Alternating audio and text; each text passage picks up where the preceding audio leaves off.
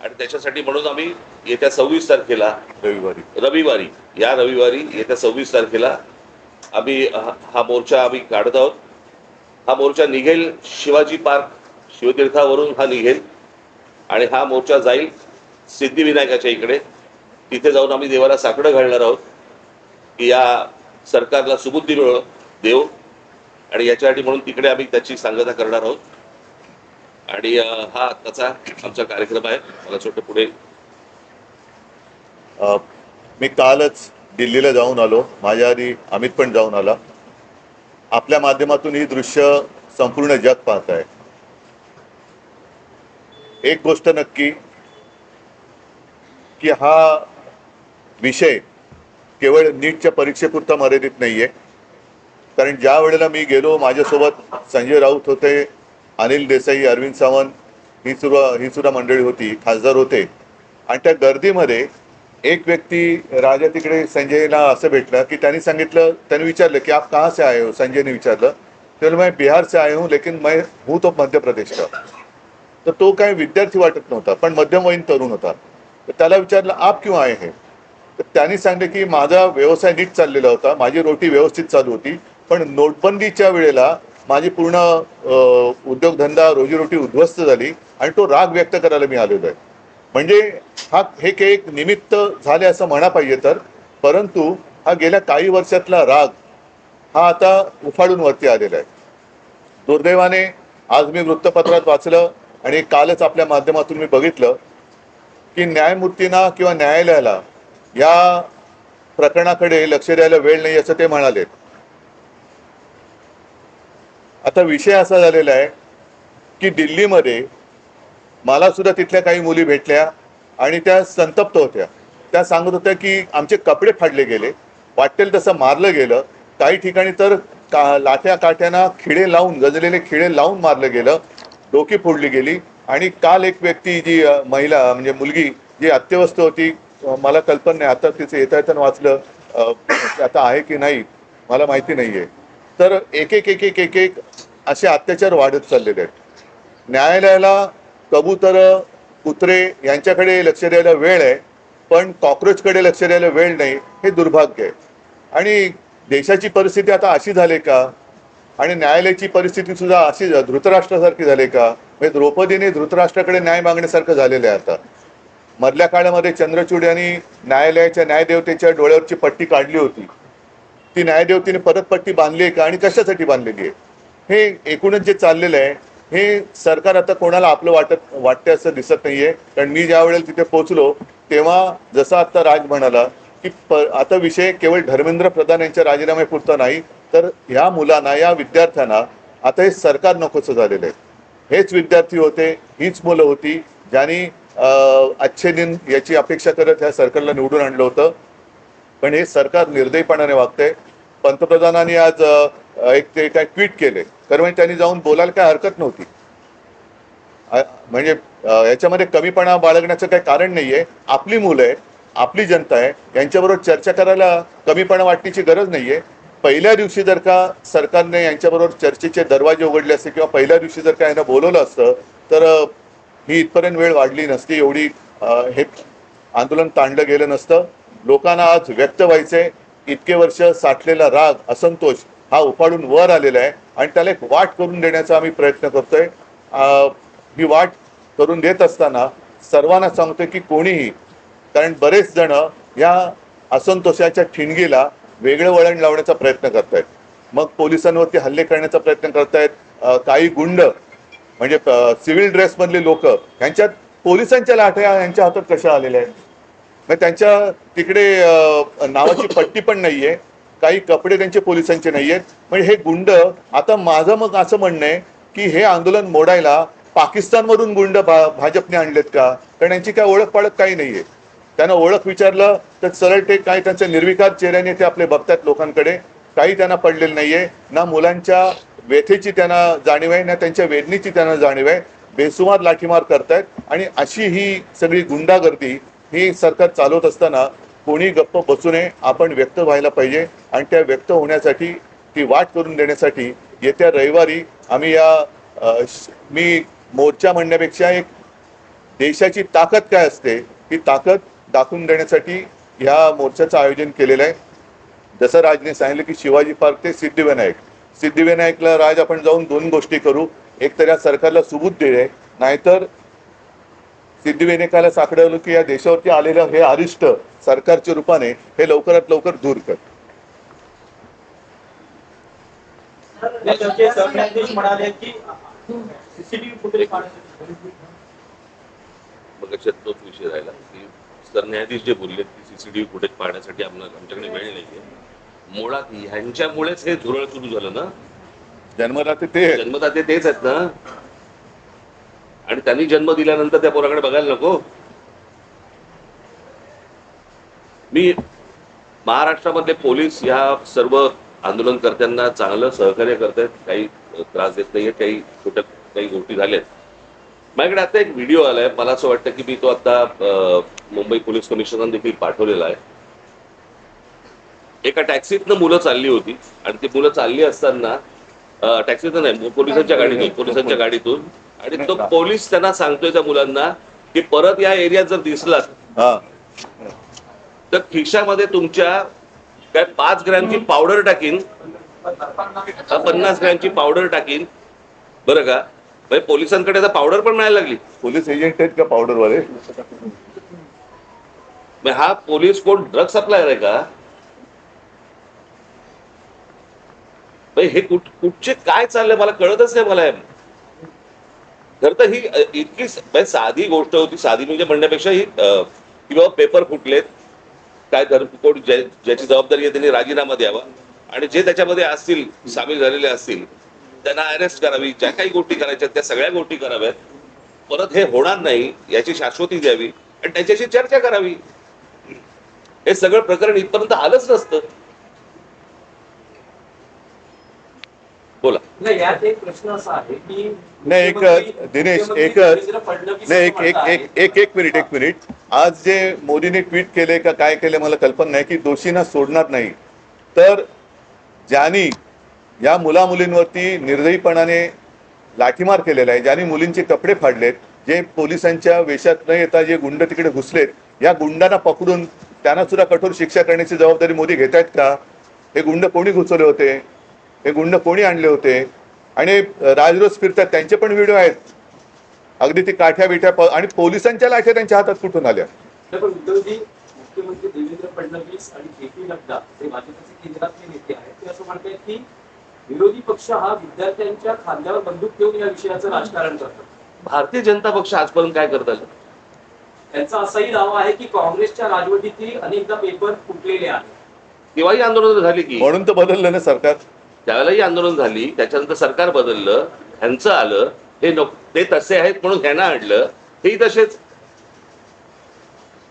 म्हणजे ते सांगतात की सरकार बदला आणि विद्यार्थ्यांच्या खांद्यावरती बंदुका विरोधी पक्ष ठेवत असतील तर विद्यार्थ्यांच्या छातीवरती बंदुका तुम्ही का रोखतात? नाही. आणि दुसरी गोष्ट, त्या अण्णाच्या टोप्या घालून कोण फिरवते? त्यांचीच माणसं होती ना. अण्णांकडे एवढी माणसं नव्हती. आणि याच्यामध्ये परत ह्यांनी काही चुका केल्या की त्याचं राजकारण नाही करायचं. आणि हे ज्यावेळेला विरोधी पक्षात जातात त्यावेळेला सगळ्या गोष्टींचं राजकारण करणार. पण शरद पवार काल पंतप्रधानांना भेटले. त्याला जंतर मंतर म्हणतात. तेच आहे की त्यांनी तुम्हाला काही कल्पना दिली आहे का? कारण नाही, मला असं वाटतं विषयाला आता फाटे फोडण्याची आवश्यकता नाहीये. आम्ही सगळेजण ऐका मला बोलू तर द्या. मला बोलू तर द्या. माझं म्हणणं काय आहे की जसं आज मी आणि राजा एकत्र आलेलोच आहोत, त्याच्या आधी सुद्धा मी सगळ्यांना आवाहन केलेलं आहे की ज्यांना देशाच्या भविष्याविषयी चिंता आहे. म्हणजे मी तिकडे गेल्यानंतर सगळे भाषिक तिकडे होते, सर्व धर्मीय तिकडे होते, हिंदू होते, मुसलमान होते, सगळे होते. आता ज्यांना देशाचं, कारण हा देश जर का आपला आहे तर देशाच्या भविष्याची ज्यांना चिंता आहे त्यांनी पंतप्रधानांना भेटून त्यांची एक चिंता व्यक्त केली असेल तर मला माहिती नाही. नाही तर त्यांनी मुलांना भेटायचं, ते परवा तिकडे गेले होते. पंतप्रधानांनी आता मुलांना भेटण्याची गरज आहे. आणि नुसतंच असं जर का ढकलम गाडी चालणार असेल तर काय उपयोग नाहीये. साहेब, नाही नाही आता आपण जे म्हणालात आम्ही रविवारी मोर्चा जाहीर केलेला आहे, तर रविवारी जर का पवार साहेब येत असतील, अगदी नरेंद्र मोदी येत असतील, देवेंद्र फडणवीस येत असतील, येऊन यात. म्हणजे विरोधी कशाला एक फक्त विषय आहे की तुम्ही मोर्चाचं रूट सांगितलं, पण वेळ काय आहे, किती वाजता मोर्चा? सकाळी 10ची जमायची वेळ आहे, साधारणपणे 11:30 पर्यंत, 11-11:30 पर्यंत निघू. आंदोलन जाहीर झालेलं आहे. जंतर मंतरवर पोलीस आपल्याला पाहायला मिळतात आणि मुंबईत देखील अनेक विद्यार्थ्यांना पोलिसांनी गाडीतून नेऊन पोलीस स्टेशनला वगैरे नेले. आपण स्वतः काल विद्यार्थ्यांनी आंदोलन जाहीर झाल्यानंतर आपल्या अनेक कार्यकर्त्यांना नेत्यांना नोटीस जाऊ शकतात, विद्यार्थ्यांची धरपकड होऊ सवय शकते. आम्हाला, यासाठी सवय आम्हाला आमच्या. नाही, इकडे आता कळेल आता म्हणून म्हटलं ना की विद्यार्थ्यांच्या बाजूने कोण आहे आणि विरोधात कोण आहे. आणि प्रश्न असा आहे ना की प्रश्न सोडवायचा आहे का चिघळवायचा आहे, हे मला असं वाटतं सरकारने बघावं. सर, आज वंचितनी महाराष्ट्र आणि देशबंदीची हाक दिली आहे. 26 तारखेला तुम्ही आता मोर्चा काढणार आहात. प्रत्येक राजकीय पक्ष वेगवेगळ्या गोष्टी करण्यापेक्षा पहिली गोष्ट म्हणजे आता ते जाहीर करणारे आम्हाला माहित नव्हतं, त्यांनी स्वतंत्रपणे जाहीर केलं ती गोष्ट, बरोबर आहे. आम्ही देखील जे काही, ज्याला मोर्चा म्हणा किंवा काही म्हणा, या सगळ्या गोष्टी करताना तिथे आमचे राजकीय पक्षाचे झेंडे नसणार, कळलं का. तिथे जर कुठचे झेंडे असतील तर ते फक्त तिरंगे असतील, देशाचा झेंडा असेल, बाकी कुठचेही राजकीय पक्षाचे झेंडे त्या सगळ्या अख्यामध्ये कुठेही नसणार. आणि आता उद्धव सांगतात त्याप्रमाणे काँग्रेसशी देखील बोलणं चालू आहे, ते देखील सहभागी. काल माझं बोलणं झालं, राहुलजींचं पण झालं, मग सपकाळांचा फोन आला होता आणि त्यांनी पण सांगितलं की आपण एकत्रितपणाने या गोष्टी करू. आता हे आम्ही परवाच्या मोर्चाची घोषणा तर केलेली आहे, आता त्यांना सुद्धा आम्ही सांगतोय सगळ्यांनीच, अगदी पवार साहेबांना असेल आणि भारतीय जनता पक्षातल्यांना सुद्धा, जे विद्यार्थ्यांचे खरे पालक आहेत, ज्यांना विद्यार्थ्यांबद्दल, तरुणांबद्दल चिंता आहे, आणि असे अनेक भाजपचे लोक आहेत की त्यांना आता असं वाटतं की आपण भाजपचे समर्थक राहून गुन्हा केला, ते सगळेजण या मोर्चात सहभागी होऊ शकतात. आणि मला असं वाटतं एकच मिनिट, आणि मला असं वाटतं विद्यार्थ्यांबरोबर आवाहन करीन की पालकांनी देखील याच्यामध्ये सामील व्हावं. फोन केला, फोनवर बोलू. नाही, एक तर काय झालं, मी तिकडे रात्री पोहोचलो त्यावेळेला त्यांचं आंदोलन नुकतंच संपलं होतं आणि त्यांना मला वाटतं ते कुठलं छत्रसाल स्टेडियम तिकडे नेलं होतं. मला जंतर मंतरवरती जायचं होतं कारण अभिजित आणि सगळेजण तिकडे वाट बघत होते. मी तिकडे गेल्यानंतर मग माझी काही भेट झाली नाही, पण काल सकाळी माझं फोनवरती बोलणं होतं. भविष्यामध्ये आपण जंतर मंतरवर विद्यार्थ्यांशी थेट संवाद जाण्यासाठी जाणार आहात? अरे मी आत्ताच गेलो असतो, माझी तब्येत बरी नव्हती. नाही, दुसरा मुद्दा काय माहितीये ना, जंतर मंतरवरती एक केंद्रबिंदू झालेला आहे, पण ही आता पूर्ण देशाची भावना आहे. म्हणून मी जे म्हटलं ना की एक राष्ट्र एक भावना, जो जो जिथे जिथे आहे तिथे तिथे त्यांनी या गोष्टीचा विरोध व्यक्त केला पाहिजे. सगळेजण काही जंतर मंतरवरती पोहोचू शकतात, जाऊ शकतात आणि जाण्याची गरज आहे असं मला वाटत नाही. आज ग्रामीण भागात सुद्धा आंदोलनं होत आहेत, राज्यातल्या आणि देशातल्या अनेक शहरांमध्ये ही आंदोलनं होत आहेत. विद्यार्थी झुंडीच्या झुंडीने बाहेर पडतायत. आणि कालच एक मी व्हिज्युअल बघितलं की एक तरुणी त्या पोलिसांच्या गाडीसमोर एकटी उभी राहिली होती, इथेच बाजूला. ही तरुणांची ताकद आहे. ज्या ताकदीला झुरळ समजलं जातं, त्या झुरळांच्या ताकदीला आता हे घाबरलेले आहेत.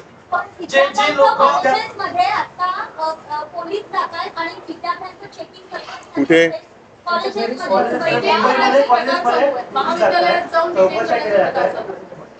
काय कसलं चेकिंग करतात?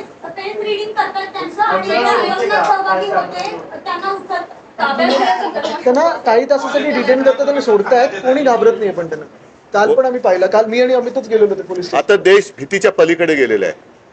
आणि काल सुद्धा मी तिथे ज्यांना भेटलो ना, एक तो तुमच्याच माध्यमातून बघितलं, तो एक मुलगा उभा आहे ना, मारो मारो मारो, तो नागपूरचा मुलगा आहे. तो भेटला मला, तो काय करतील मारून मारून, काय करतील, आणि असं जगून तरी काय फायदा. म्हणजे हे लोक आता त्या भीतीच्या पलीकडे गेले. त्याच्यामुळे चेकिंग, तुम्ही त्यांची मनं नाही ओळखली, शरीर किंवा कपडे चेक करून काय करणार, त्यांच्या मनात काय चालले ते ओळखा ना.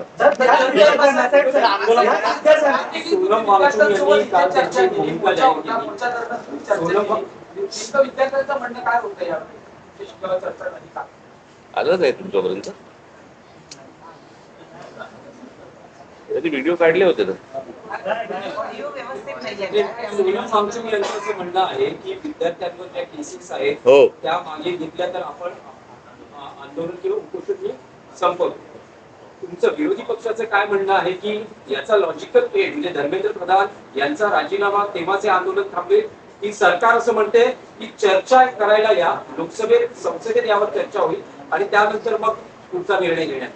आता तिकडे नाही बघा, आता प्रत्यक्षात तिकडे काय चाललंय, कारण मी मागे प्रेस कॉन्फरन्स घेतली होती. नाही, मी इथेच बोललो होतो, मला वाटतं की काही वर्षांपूर्वी म्हणजे 2018 साली एक जी डी अगरवाल नावाचे गृहस्थ होते, ते गंगेसाठी उपोषणाला बसले होते.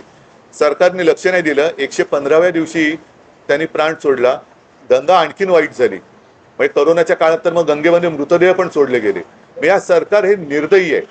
मी वांगचुकना त्यांना तिथून हलवण्याच्या आधी 1-2 दिवस आधी फोनवरनं बोललो होतो आणि मी त्यांना हेच सांगितलं होतं की आपण उपोषण सोडा, कारण उपोषण कोणासमोर करायचं, ज्यांना काहीतरी संवेदना आहेत. या सरकारला संवेदना नाहीये. त्याच्यामुळे त्यांना असं वाटतं की अशी लोक गेलेली बरी म्हणजे एकदा काय ते सगळं स्मशान शांतता होऊ द्या. पण तसं दिसत नाहीये. अनेक जण आता प्रत्येकाच्या मनामध्ये ही ठिणगी पेटलेली आहे. त्याच्यात तुमचा जो विषय आहे की धर्मेंद्र प्रधान, शेवटी मग जबाबदारी कोणाची आहे? जे जबाबदार आहेत त्यांना सोडणार नाही. मग धर्मेंद्र प्रधान पहिले जबाबदार आहेत, त्यांना का सोडताय? आणि धर्मेंद्र प्रधान पण कोणी एकेकाळी पेपर फुटीच्या विरुद्ध रस्त्यावर उतरले होते असं म्हणतात, जे आता विद्यार्थ्यांचं नशीब फोडतायत. तुम्हाला काय वाटतं की चर्चेतून सरकारमध्ये चर्चेला यातून मार्ग काढू? तुम्हाला असं वाटतं की चर्चेतून मार्ग हे सुरुवातीला करायला पाहिजे होतं ना. हीच गोष्ट उपोषणही झालं नसतं, लाठीचार्ज झाला नसता, मुलांनी मार नसता खाल्ला. काय झालंय, आता घराघरामध्ये हे सगळं पोहोचलेलं आहे आंदोलन. त्याच्यामुळे सरकार आता बॅकफूट वरती गेलं आणि म्हणून आता ते सांगतात की आमच्याशी चर्चा करायला या म्हणून. कळलं का? ज्यावेळेला ज्यावेळेला त्या शेतकऱ्यांनी, ज्यावेळेला पंजाबच्या शेतकऱ्यांनी, हरियाणाच्या शेतकऱ्यांनी ज्यावेळेला मोर्चा काढला होता, त्यावेळेला काय नाही बोलवलं? कारण तो प्रत्येक घरातला, देशातला नव्हता विषय. आता त्यांना अंदाज आला या सगळ्या गोष्टींचा, त्यांच्याकडे पण यंत्रणा आहेच त्यांच्याकडे, की अंदाज आला की हे घराघरात पोहोचलंय आणि घराघरात पेटलंय. म्हणून आता बोलतात की आमच्याशी चर्चा करायला या. मणिपूरच्या प्रकरणात, त्या शिखांच्या प्रकरणामध्ये काही ट्विट केल्याचं आढळलं का पंतप्रधानांनी? त्यांच्या लक्षात आलंय की हे आपल्या अंगलट आलेलं आहे आणि म्हणून ही आता सारवासारव सुरू आहे. एक मिनिट, तुम्ही जे आता सांगितलं ना, की आता घरोघरी जाऊन चेकिंग, कॉलेजमध्ये जाऊन चेकिंग, तर मी सरकारला आणि पोलिसांना एक नम्र विनंती करेन की तुम्ही आणखीन आग भडकवू नका. ही मुलं शांत आहेत, त्यांच्याशी नीट चर्चा करा. ही शांतता भंग करण्याचं काम पोलिसांनी आणि सरकारने करू नये. मुख्यमंत्र्यांना आजही शंका आहे. ते म्हणतात की अँटी सोशल एलिमेंट, असामाजिक. आम्हाला पण शंका आहे की आता सरकारमध्ये असे कोण परकीय शक्ती सामील झाल्यात का की या मुलांना, देशाच्या विद्यार्थ्यांना चिरडण्यासाठी? आणि मी तुम्हाला सांगतो, 26 तारखेला जर असे कोणी घुसवण्याचे प्रयत्न केले ना, पटकावून काढणार. कळलं का? शांततेने मोर्चा असेल, शांततेने ह्या सगळ्या गोष्टी होतील, याच्यामध्ये कुठचीही हुल्लडबाजी नसेल, काहीच गोष्टी नसतील. पण उद्या जर समजा दिल्लीसारखं इथे काही करायचा प्रयत्न केला, इथे काही करायचा प्रयत्न केला, आमची लोक सोडणार नाही. सर, हे सगळे उद्याचे मतदार आहेत, हे सगळे हा सगळा आक्रोश जो आहे, तुम्हाला वाटतं का मतपेटीतून दिसेल? कारण आधी आपण हा विषय मतपेटीचा नाहीये. पहिली गोष्ट तुम्ही लक्षात घ्या, आता हा विषय मतपेटीचा नाहीये, हा विषय कुठच्या निवडणुकांचा नाहीये, हा विषय त्यांच्या न्यायाचा. कळलं का? उद्या परीक्षेला बसलेली हे सगळे विद्यार्थी विद्यार्थी आत्महत्या करतात, याचा अर्थ काय समजून घ्या ना. इथे मतपेटीचा विषय येतो कुठे? पण ज्या प्रकारचं देशामध्ये सत्ता राबवली जाते त्याच्या विरुद्धचा राग हा मला असं वाटतं प्रत्येक राज्यांमधून बाहेर येतोय. ही सर्वात महत्वाची गोष्ट आहे.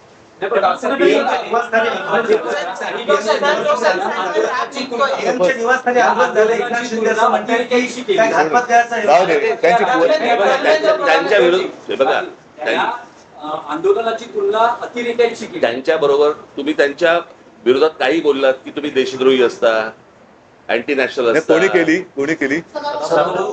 अरे जाऊ दे, त्यांची कुवत आहे. चल. अशाच नवनवीन अपडेटसाठी आमच्या खबर गावाकडची या चॅनेलला सबस्क्राईब करा. आमचे व्हिडिओ लाईक करा आणि शेअर करा. धन्यवाद.